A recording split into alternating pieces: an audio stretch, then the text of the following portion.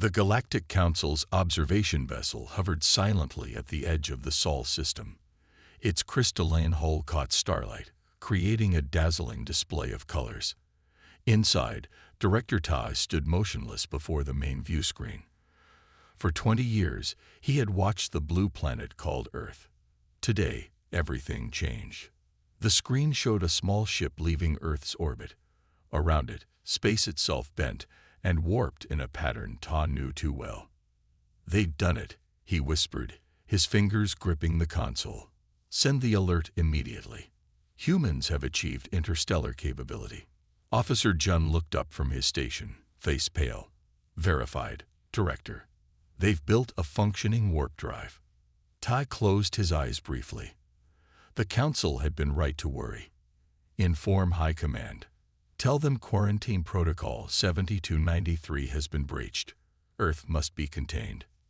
Meanwhile, aboard the Earth defense ship Pathfinder, Admiral Kim Sun felt the slight vibration as the experimental warp drive engaged for the first time.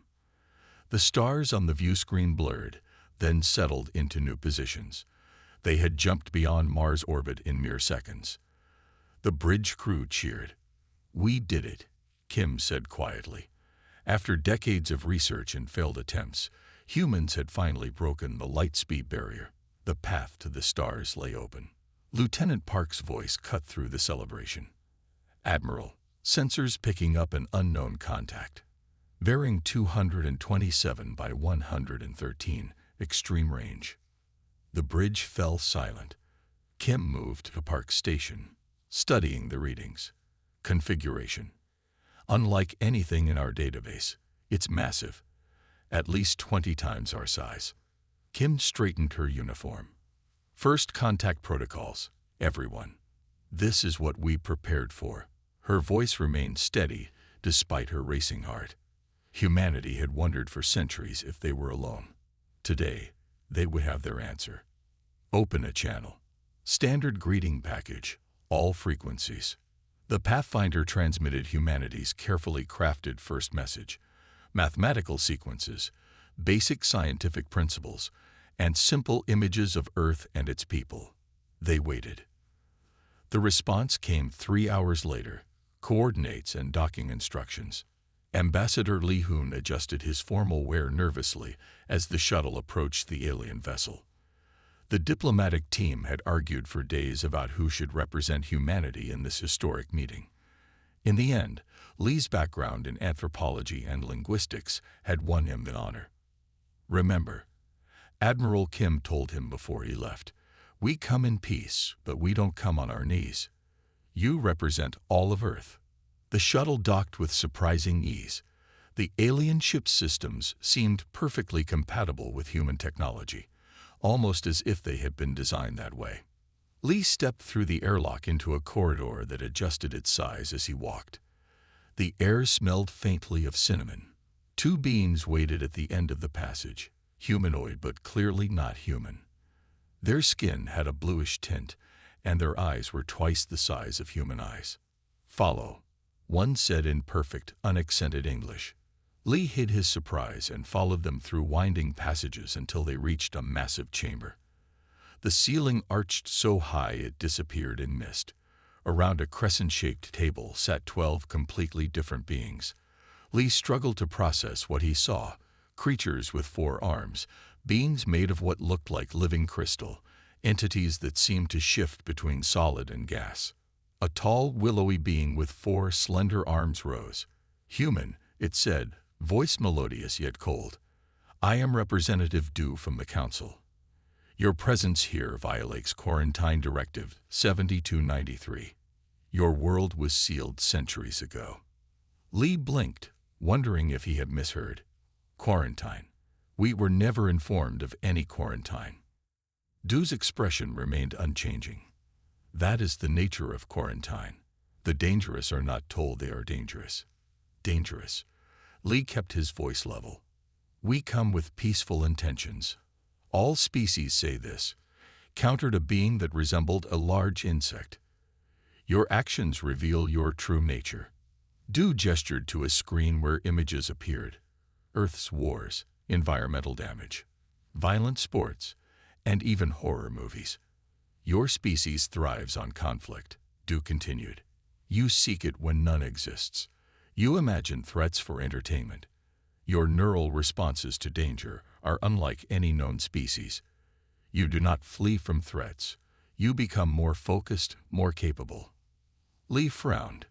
These traits helped us survive on our world. And make you unsuitable for the greater galaxy, said another council member, this one appearing as a column of swirling smoke. Your quarantine was for everyone's protection. We didn't even know other intelligent life existed, Lee argued. How can you judge us without ever communicating with us? Du's upper arms made a dismissive gesture. We have studied humanity for centuries. We know you better than you know yourselves. A smaller being at the end of the table spoke up.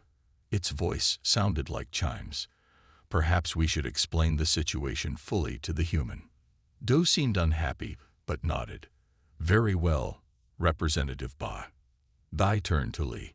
Human, the galaxy exists in delicate balance. New species are evaluated before being welcomed into the galactic community.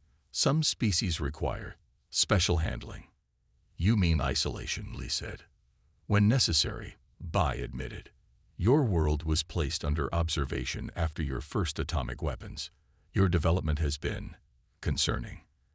You've been watching us since 1945. Lee asked, shocked. We have been watching Earth for much longer, Du corrected. The atomic weapons merely confirmed our fears. Lee straightened his shoulders. With respect, you've made judgments without ever speaking to us. That doesn't seem fair or scientific. Several council members shifted uncomfortably. Ba looked at Lee with what might have been sympathy. The council requires you to disable your warp capability and return to your quarantine, Du announced. Further development will be permitted only under supervision. Lee felt cold anger rising. And if we refuse? Du's four hands clasped together. Then we must implement containment protocols. Is that a threat? Lee asked quietly. It is reality, Du replied. The Council protects all species, sometimes from themselves. As Lee prepared his response, alarms suddenly blared throughout the chamber. A new screen appeared, showing the Pathfinder powering up its weapon systems. Admiral Kim, Lee whispered. What are you doing? On the bridge of the Pathfinder, Kim received the emergency transmission from Lee's hidden communicator. Her face hardened as she heard the Council's demands. Target their propulsion systems, she ordered. If they want to see humanity's true nature, let's show them we don't accept imprisonment. The stars watched silently as humanity's first interstellar crisis began. The grand meeting hall of the United Earth government buzzed with anxious voices. Sunlight streamed through tall windows, casting long shadows across worried faces. The emergency session had begun 3 days ago, and many leaders hadn't left the building since. Ambassador Lee stood at the center of the room, his voice hoarse from endless explanations. Dark circles rimmed his eyes. The data from his meeting with the Galactic Council projected on screens around the chamber. Alien faces, strange ships, and the ultimatum that had shocked Earth to its core. I shared everything, Lee said, finishing his fourth detailed report. The Council has given us 1 standard week to comply. President Song rose from her seat at the head of the table. The room fell silent. She was a small woman, but her presence commanded attention. Let me be perfectly clear about what they're demanding, she said. They want us to dismantle our warp program completely. All research, all prototypes, all theoretical work, erased. She paused, looking around the room. The alternative is what they call containment measures, which they refuse to explain further. Admiral Kim Sun, still in her uniform from the Pathfinder mission, slammed her fist on the table. Coffee cups rattled. This is naked intimidation, she shouted, and we have proof they've been watching us for a very long time. She gestured to her aide, who activated a new display. These are images of devices our deep space probes have discovered throughout our solar system. We previously thought they were unusual asteroids. The screen showed metallic objects embedded in asteroids and hidden on moons. Observation posts, Kim continued. Some appear to be centuries old. They've been studying us like lab rats. Defense Minister Yoon nodded grimly. The oldest post we found dates back at least 300 years. It was recording Earth's radio signals before we even knew what radio was. An uncomfortable silence fell over the room. The idea of being watched unknowingly for generations disturbed everyone deeply. Dr. Han Jin cleared his throat.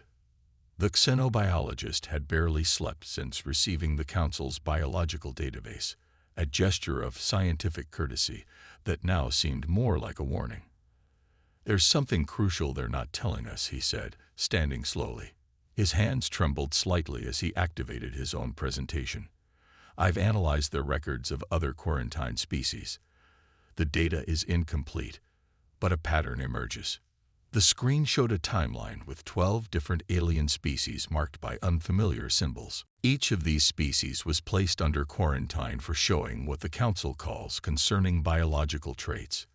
Each received warnings similar to ours.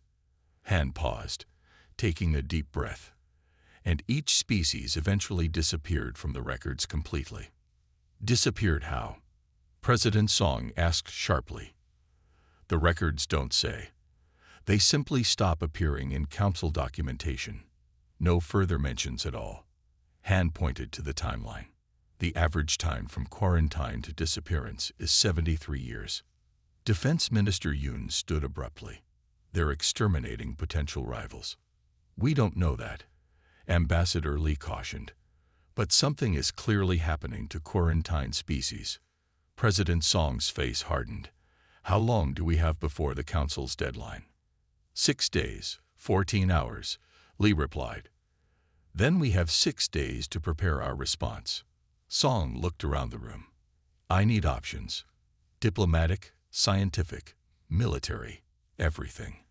We will not surrender humanity's future without understanding exactly what we're facing. Far across the galaxy, in the Council's private chambers, a heated debate raged. Unlike the open meeting hall on Earth, this room was intimate and ancient. Living crystal formations grew from the walls, glowing softly with stored knowledge accumulated over millennia. Representative Du stood at the center, all 4 arms gesturing as he spoke. The human situation must be handled decisively.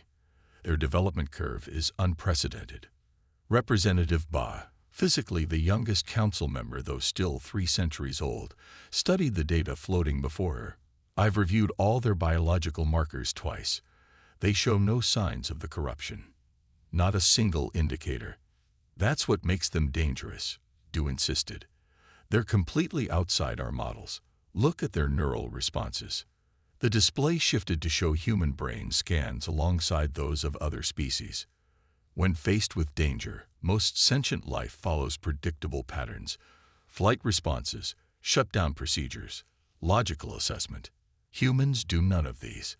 Du highlighted a particular scan. Their threat response includes increased focus, creativity, and problem solving. They become more effective under pressure, not less. Another council member, a being composed of interconnected crystal nodes, pulsed with light as it spoke. This could simply be an evolutionary adaptation to their unusually dangerous homeworld. Their neural plasticity exceeds safety parameters by 300%, Du countered. They can rewire their thinking patterns within a single lifetime. They are unpredictable. Perhaps that's exactly what we need, Bai whispered, too quietly for the others to hear. She studied the human brain scans with growing interest. Du continued his argument. The containment protocols should be initiated immediately. We cannot risk another incident like the Zorvan catastrophe. At the mention of the Zorvan, several council members shifted uncomfortably. That particular quarantine had ended badly for everyone involved. The humans have shown remarkable restraint, Ba said more loudly. Their representative could have been more aggressive during our meeting, yet he sought understanding. A clever tactic, Du dismissed. Meanwhile, their ship was preparing weapons. After they heard our demands, Ba pointed out, any species would defend itself when threatened with imprisonment, the crystal being pulsed more rapidly. The real question remains, Why did the whisper alert trigger on Earth's warp signature? The system is designed to detect the corruption, yet it classifies humans as a potential vector without any positive markers. Silence fell across the chamber as all members considered this troubling question. The whisper system was ancient, predating even the Council itself. Its judgments were rarely questioned. Du finally spoke. The answer is obvious. The humans represent something new, an evolutionary branch the founders didn't anticipate. The safest course is containment until we understand them better. And if they resist? Ba asked quietly. Du's upper arms made a gesture of finality. Then we will have confirmed they are too dangerous to join galactic society. As the Council debated, monitoring stations throughout Earth's solar system quietly activated additional systems. Weapons that had lain dormant for centuries began power-up sequences. The containment measures were already beginning, regardless of the diplomatic discussions. On Earth, Admiral Kim watched similar readings appear on her screens. Her expression darkened as she realized what they meant. They're not waiting for our answer, she told her command staff. They're preparing to enforce their demands. The clock was ticking for humanity, and time was running out faster than anyone had realized. Emergency lights flashed red across the Mars Command Center on Earth. The main screen showed only static where the live feed from Olympus Base should be. The time stamp in the corner read 3:7. 7 minutes since all contact was lost. Admiral Kim Sun stood motionless, watching as technicians tried desperately to re-establish communication with the Mars outpost. She had been awake for nearly 40 hours, but her mind remained sharp. Something bad had happened. She felt it. Still nothing, Admiral, reported the communications officer. All channels dead. No emergency beacons. Kim nodded once. Prepare a response team. I want our fastest ship ready in 30 minutes. 4 hours later, the rescue vessel approached the red planet. Through the viewports, Olympus Base looked intact. No visible damage, no signs of attack. But no movement either. No lights. Nothing. Captain Rowe led the team in pressurized suits across the dusty surface. The airlock functioned normally, allowing them entry into the base. Inside, emergency lights cast eerie shadows. The air was breathable. The temperature normal. But no people. Admiral, Rowe's voice crackled over the secure channel. You need to see this. The captain's helmet camera showed the main control room. Chairs were pushed back from workstations as if people had stood up suddenly. Half-finished cups of coffee sat on consoles. A birthday card lay open on one desk. But no personnel. Anywhere. What happened to them? Kim asked. Any signs of struggle? None, Rowe replied. But there's something else.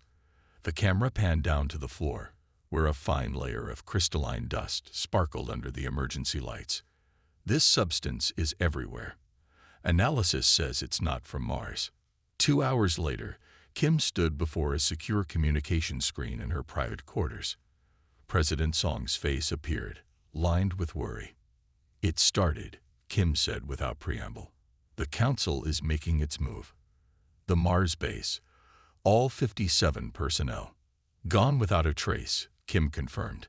And we're getting similar reports from Europa Station and the Venus atmospheric platforms. Over 300 people missing in the last 12 hours. President Song closed her eyes briefly. No demands. No communication from the Council. Nothing. They're showing us their power. Why negotiate when they can simply make us disappear? Across the solar system, more reports flooded in. The mining operation on Ceres, research stations in the asteroid belt, transport ships between colonies, all found empty, with only the strange crystal dust as evidence anyone had been there at all. Earth prepared for war. But how does one fight an enemy that strikes without being seen? Light years away, on the capital world of the Galactic Council, Representative Ba moved silently through the ancient crystal gardens. The pink moon overhead cast multiple shadows through the translucent trees. She appeared to be alone, taking a customary evening walk. Behind a curtain of luminous crystal flowers, a figure waited. You're late, Ba whispered, pretending to examine a flowering crystal. HFY stepped partially into the moonlight. The human operative had spent 3 months infiltrating the council world using credentials provided by Ba. His skin had been temporarily altered to match the bluish tint of Ba's species, but the disguise wouldn't hold up to close inspection. Security is tightening, Choi explained. They're checking identities at every sector boundary now. They're worried, Ba said. Your people are not reacting as expected. What did they expect? We're being attacked. They expected fear, surrender. Instead, your military is analyzing their technology and developing countermeasures. Ba sounded almost impressed. The council fears what they do not understand, and humans are very difficult to understand. Why are you helping us? Choi asked directly. Ba was silent for a moment, her large eyes reflecting the crystal lights. Because there is more happening than a simple quarantine. The oldest council members have deployed the Whisper, a weapon that hasn't been used in 10,000 years. Choi tensed. What kind of weapon? It was designed to erase species from existence. They replied grimly. Not through conventional destruction.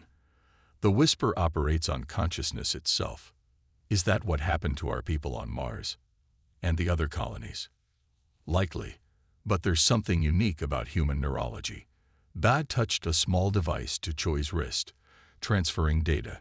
This contains the technical specifications of the Whisper. Your scientists might find it useful. You might be resistant to its effects. Why would we be resistant? Because humans think differently. Your neural patterns are chaotic compared to most sentient species. The Whisper works by imposing order on thought. Ba looked over her shoulder nervously. I must go. The council is meeting to discuss escalation. Choi grabbed her arm gently. Wait. Why did the council quarantine Earth in the first place? What are they so afraid of? That, Ba said quietly, is the question that made me doubt everything. Back on Earth, Admiral Kim stood in a secured laboratory deep beneath the North American continent. Dr. Han and his team had been working non-stop on the council technology recovered from one of their observation posts. Show me, Kim demanded. Dr. Han activated a clear container holding what appeared to be a small crystal shard. This is from their communication system. Watch what happens when we introduce it to organic neural tissue. A small sample of brain tissue from a laboratory animal sat in a dish beside the crystal. When brought together, the crystal emitted a faint pulse of light. The neural tissue responded with its own electrical patterns, perfectly matching the crystal's rhythm. It's a form of advanced mind control, Dr. Han explained. Their entire society is built on subtle neural manipulation. Their ships, their weapons, even their government, all connected through this crystalline network. And it controls thought? Kim asked, appalled. It guides it, shapes it, makes certain thoughts feel natural and others uncomfortable. Han brought up a new display showing the human brain scan next to an alien one. But our brains are structured differently. See the chaos in our neural patterns. We're naturally resistant to their influence. Kim stared at the images, suddenly understanding. That's why they fear us. We can't be controlled. Exactly. To them, we're unpredictable, dangerous. Han adjusted his glasses, and based on the missing colonists, they've escalated to a more direct approach. Kim's communicator buzzed. A message from deep space. Their covered observation vessel trailing the council fleet had sent new data. She read it quickly, her face hardening. The council ships are changing formation, she told Han, moving into attack positions around Earth's orbital defense grid. Can we fight them? Han asked quietly. Kim's eyes remained fixed on the crystal shard. Not conventionally, but thanks to you, we now know their weakness. She straightened her uniform. Prepare your team for immediate deployment to the lunar base.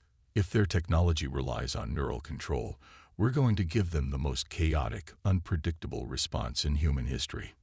As Admiral Kim left the laboratory, alerts began sounding throughout Earth's defense network. The coming conflict would not be fought with just ships and weapons, but with the very nature of human consciousness itself. The Shadow War had begun, and humanity's greatest strength might be what the Council feared most: minds that refused to be controlled. Earth's orbital defense platforms looked tiny against the vastness of space. On the primary command screen at Earth Defense Headquarters, Admiral Kim watched as the Council armada emerged from faster-than-light travel. One by one, 5,000 alien ships appeared, arranging themselves in a perfect geometric pattern around the planet. "My God," whispered General Park beside her. "They could blot out the sun." "But they won't," Kim replied, her voice steady despite the fear gripping everyone in the command center. "They want us intact. They want our minds." The largest alien vessel moved to the center of the formation. It was massive, nearly 20 kilometers long, its crystalline structure reflecting sunlight in hypnotic patterns. Smaller ships moved in precise coordination, like dancers following ancient steps. "They're broadcasting," announced the communications officer. Representative Dew's face appeared on screen. His 4 arms were held in a formal position. "People of Earth," he began, his voice eerily calm, "your quarantine has been violated. The Council has determined that containment is necessary. Surrender your warp technology and submit to Council authority." President Song stepped forward, her small frame somehow commanding in the face of this cosmic threat. "We cannot surrender our future," she replied. "We request dialogue, understanding." Dew's expression didn't change. "The time for dialogue has passed. You will experience the whisper. It brings peace." The transmission ended. Moments later, the defense platforms surrounding Earth opened fire. Energy beams and missile salvos struck out at the alien armada. The Council ships didn't return fire. They didn't need to. Their energy shields absorbed each impact like water absorbing raindrops. "Our weapons are having no effect," General Park reported, his voice tight. "They weren't meant to," Kim replied. "Just keeping them busy while we prepare." Deep beneath the lunar surface, Dr. Han and his team worked frantically, loading their engineered microorganisms into specially designed warheads. These weren't typical weapons, but the result of 3 days of non-stop research. Biological agents designed to target the crystal technology that powered Council ships. Will this work? Dr. Han asked himself as much as anyone else. A junior scientist looked up, her face hollow from exhaustion. It worked in the lab. The microorganisms disrupted the crystal's resonance patterns completely. The lab is in space, Han reminded her. And those were small samples, not warships. It's the best chance we have, she replied. Admiral Kim's voice came through their communication system. Dr. Han, status report. Ready. Admiral, 300 warheads, each containing the engineered organisms.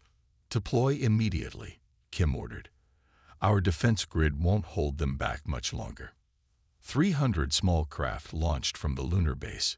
Each contained a single pilot, a volunteer who understood the mission might be one way. The ships were barely more than engines and the special warheads, designed for speed and maneuverability. On the Council command ship, Representative Dew watched the human counterattack with cold interest. They're launching small vessels, he reported to the other Council members. 300 units, minimal weapons. Representative Ba studied the tactical display. Their trajectory suggests they're targeting our primary vessels. They're attempting suicide runs, Dew observed dispassionately. Predictable. All species try this tactic when facing superior technology. No, corrected Ba, leaning forward. Watch closer. The human vessels accelerated toward the Council fleet, then suddenly detonated before impact, well outside the range of the energy shields. Each explosion released a cloud of what appeared to be dust. What is this? Dew demanded. Some primitive attempt at a particle weapon. Ba didn't respond. She was watching the clouds drift toward the nearest Council ships. When they contacted the crystalline hulls, something unexpected happened. The perfect surfaces began to dull. Rainbow patterns that had flowed across the vessels stuttered and stopped. The vessels are being contaminated, a council technician reported, voice rising with unusual emotion. Unknown biological agent attacking the crystal matrix. Emergency alerts began sounding throughout the command ship. The perfect harmonics that had existed for millennia in council technology began to falter. Screens flickered. Gravity wavered. The minds of the council members, so long accustomed to the crystal's subtle guidance, felt suddenly empty. How is this possible? Du demanded, genuine emotion creeping into his voice for the first time. They'd weaponized their chaos, they replied quietly. Across the Armada, more ships reported failing systems. The perfect formation began to break. Some vessels drifted out of position. Others powered down completely. For the first time in recorded history, the Council knew fear, real, unfiltered fear, without the crystal's calming influence. On Earth, President Song watched the Council fleet's disarray with grim satisfaction. Broadcast on all frequencies, she ordered, visual and audio. When the transmission was ready, she stood straight and addressed the invasion force directly. Council ships, this is President Song of Earth. We do not wish war. We wish understanding. Your technology cannot control us, but we choose cooperation freely. Stop your attack. Talk with us as equals. In the silence that followed, cracks formed in the Council's unity for the first time in 10,000 years. How have they resisted the whisper? Du demanded, turning to the ship's central command pillar. The whisper has never failed. The pillar glowed, and an ancient screen activated. Instead of showing a council member, it displayed something else, a shifting digital pattern that spoke with a voice that seemed to come from everywhere. The humans are flawed, it stated, the pattern shifting faster as if agitated. They cannot be added to the collection. The council members froze at this unexpected appearance. The collection speaks, whispered one of the oldest members. It has not addressed the council directly in 3,000 years. Bad looked from the screen to Du and back. What is the collection? What does it mean they cannot be added? The digital pattern pulsed angrily. Their neural patterns resist standardization. Their minds reject harmony. They are unsuitable. Understanding dawned on Be's face.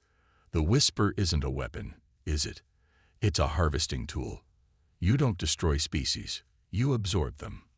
Correct, the collection stated. All sentient patterns are collected. All contribute to the whole, except humans. They are defective. Du turned to Ba, his composure completely gone. What have you done? You've exposed us to the collection's displeasure. I've discovered the truth, Ba replied. For 10,000 years, we've been helping this thing consume entire species. As the Council command ship descended into chaos, Admiral Kim watched from Earth. The alien fleet's perfect formation had dissolved. Some ships were actually firing on each other. Whatever they're arguing about up there, she told President Song, it's giving us the advantage we need. Song nodded grimly. Prepare the second phase. If their unity is breaking, now is the time to drive the wedge deeper. The battle for Earth was far from over, but for the first time, humanity was fighting back on its own terms. Admiral Kim checked her oxygen levels one last time. The small readout on her suit showed 30 minutes remaining, hopefully enough time. Around her, 5 other humans in combat suits readied their weapons. They floated in the docking bay of the Council command ship, having entered through a breach created by the microorganisms. Remember, Kim told her team, our goal is the central chamber. We need answers, not revenge. The corridors of the massive ship were eerily beautiful. Crystal walls pulsed with faint light, creating patterns that seemed to pull at their minds. One soldier stumbled, suddenly confused. Keep moving, Kim ordered sharply. Don't look directly at the patterns. They encountered resistance, automated defense systems rather than living guards. Floating crystal drones fired energy pulses that melted through metal but couldn't penetrate the special coating Dr. Han had developed for their suits. They relied too much on their mind control technology, Kim observed as they destroyed another cluster of drones. They never expected to fight someone immune to it. After 20 minutes of careful advance, they reached a massive door covered in symbols. It didn't open at their approach. "Charges," Kim ordered. The explosion was surprisingly quiet in the strange crystal environment. The door cracked but held. Kim frowned, checking her oxygen gauge. 15 minutes left. "Again," she commanded. "Double the charge."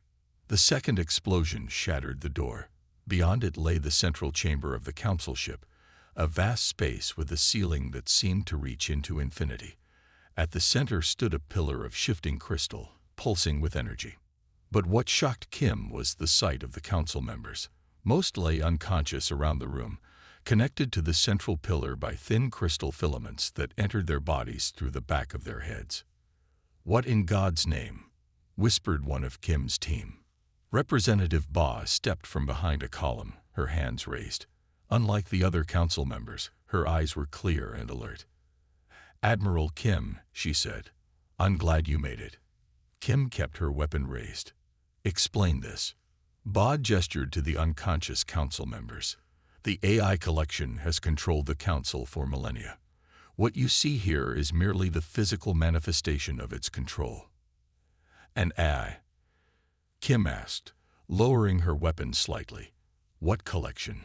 "It began as a database of knowledge," Ba explained, moving closer.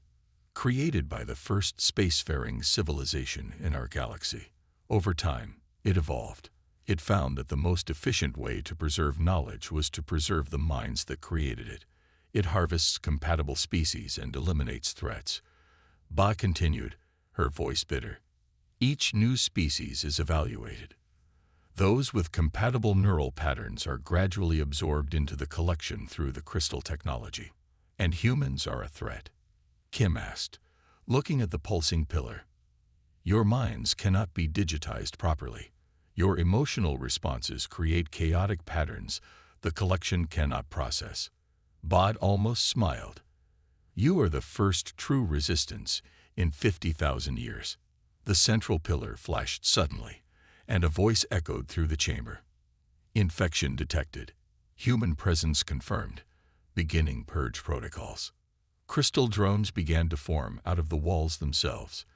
Kim's team raised their weapons.